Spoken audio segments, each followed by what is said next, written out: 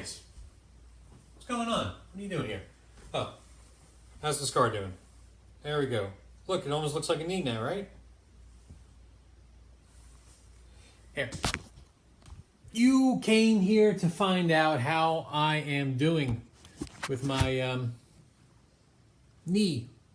Well, I'm going to tell you. So this is going to be bring us up from week 6, 7, and 8. So my last video, very slow progress, right? Day after that video was shot, I went and saw the doctor for a 6-week follow-up because that was exactly 6 weeks.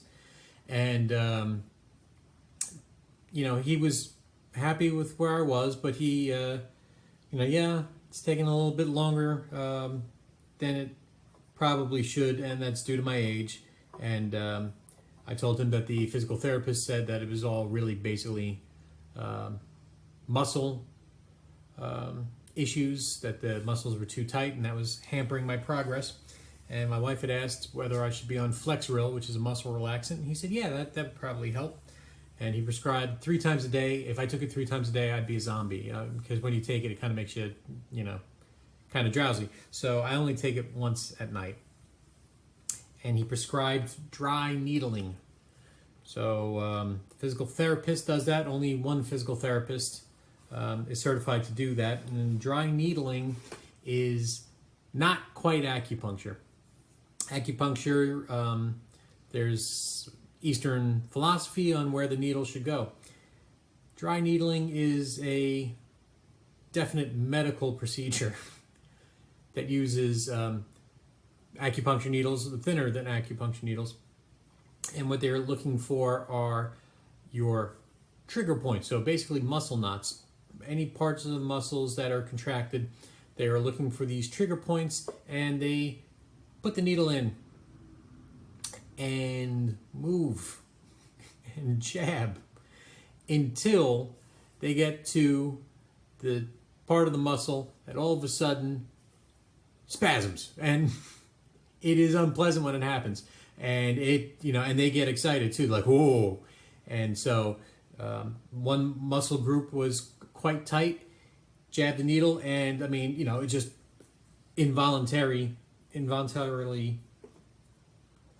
wigs out. And it can also cramp. So down my calf muscle, when the person was doing the dry needling, it actually cramped really badly and it hurt. Another time in a different muscle group, it felt like electric shocks.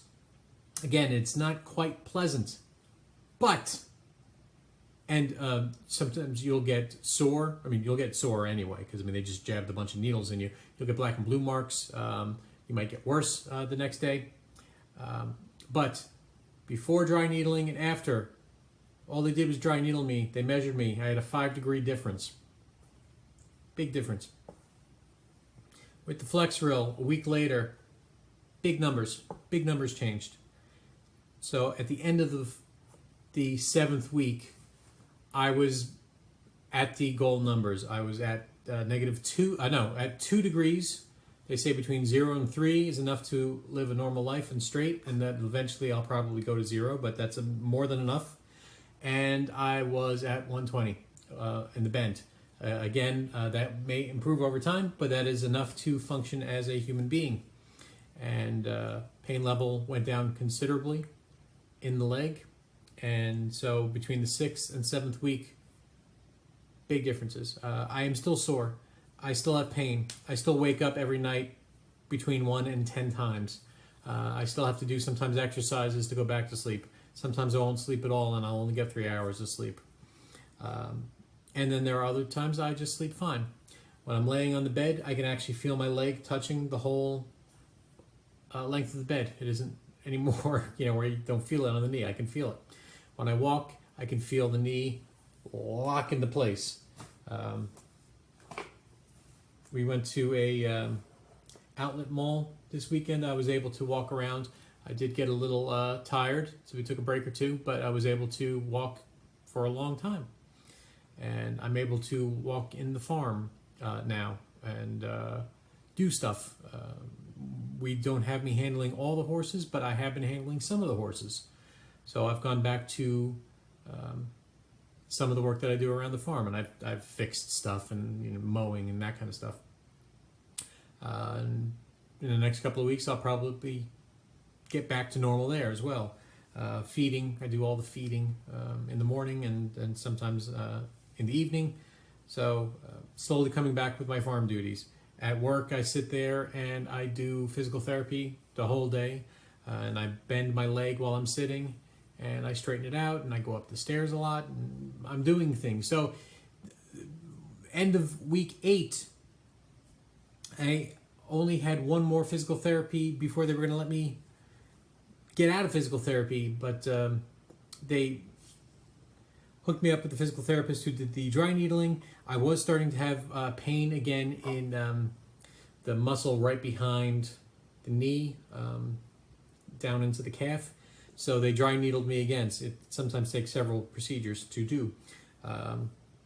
So only one appointment this week. There'll be one appointment next week, and we'll decide, do I need another dry needling? Am I good to go? That's it. I'll still be doing exercises for months, but I don't have to do all of the exercises now. The muscle strength is back on lots of different things. I can get up from a seated position without having to find my way up. I can even kneel a little bit. I shouldn't do that forever, but I can do it.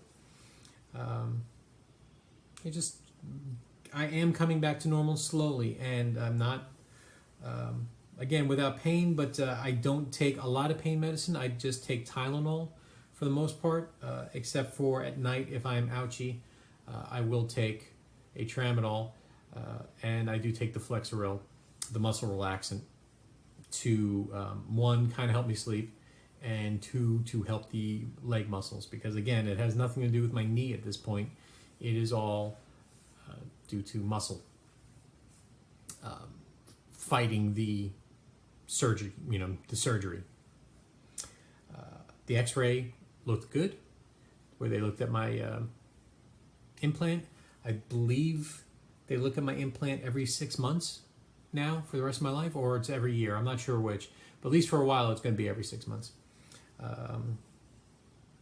And I see the doctor at 12 weeks, right before our vacation. We're going away to Orlando, as always, and we'll be going to SeaWorld and Busch Gardens and Aquatica and Discovery Cove and Disney Springs, and we'll be staying on Disney property, but not actually going to Disney. Should be kind of a slightly more relaxed vacation.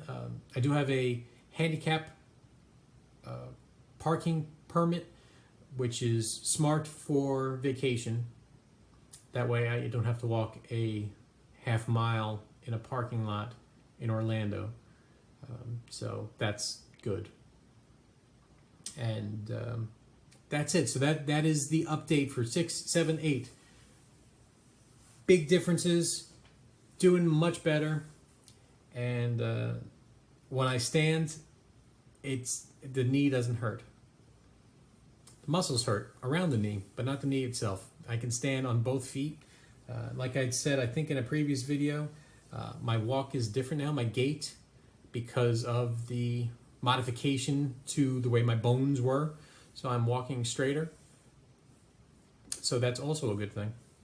And so far, my left knee has not caused any problems. I don't know if because I'm having so much pain still in my right side that my body's ignoring the left side, or now that it's no longer doing double duty, that I had that rest period during recuperation, that my left knee is not going to be causing me a problem and I won't have to have that worked on.